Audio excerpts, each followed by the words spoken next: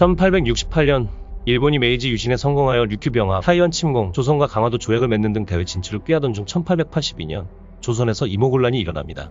위기를 느낀 고종은 청나라의 도움을 요청하였고 청군이 조선에 들어와 이모군란을 진압하였습니다. 청은 이를 빌미로 조선과 조청상민 수륙무역장정을 체결하는 등 내정 간섭을 하였고 이에 영향으로 1884년 김옥균을 중심으로 한 급진계화파가 조선이 청나라로부터 자주 독립과 근대화를 목적으로 일본의 지원을 약속하고 푸청전쟁을 틈타 갑신정변을 일으켰습니다. 하지만 조선에 남아있던 청군에게 3일 만에 진압되고 정면 과정에서 청군과 일본군의 소규모 전투가 있었는데 이를 타협하기 위해 텐진조약을 체결하여 양국 군대 철수 및 조선에 출병할 때는 상호 통보하기로 약속하였습니다. 그러고 1894년 3월 동학농민운동이 일어나고 진주성이 동학군에게 함락되자 위기를 느낀 조선 정부는 청나라에 지원 요청을 하여 군을 파병하자 일본도 텐진조약에 근거하여 출병하였습니다. 두 나라의 군 파병 소식에 조선 정부는 나라 안팎의 위급 상황을 인지하여 청군과 일본군을 다시 돌려보내기 위해 동학군과 전조약을 맺어 철군시켰습니다. 하지만 동학군의 해산에도 불구하고 1894년 6월 일본은 경복궁을 불법 점령하여 조선의 개혁을 강요하였고 조선의 안상 풍도에서 청해의 군함을 선제 공격함으로써 청해 전쟁을 일으켰습니다. 이때 당시 일본의 기습공격으로 고승우라 불렸던 영국 배가 침몰하면서 청군 약 2,000명이 익사하였습니다.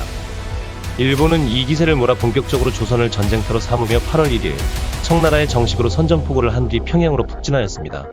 이때 조선에는 서울 경기를 관할하는 중앙군과 조선 팔도 각을 경계하는 지방군으로 나뉘어 있었는데 당시 일본의 강요로 인해서 중앙군은 강제로 일본군과 동맹하여 평양성을 공격했고 지방군은 평양을 점령하고 있는 청군에게 어쩔 수 없이 협조하여 공격해오는 일본군을 막아야 했습니다.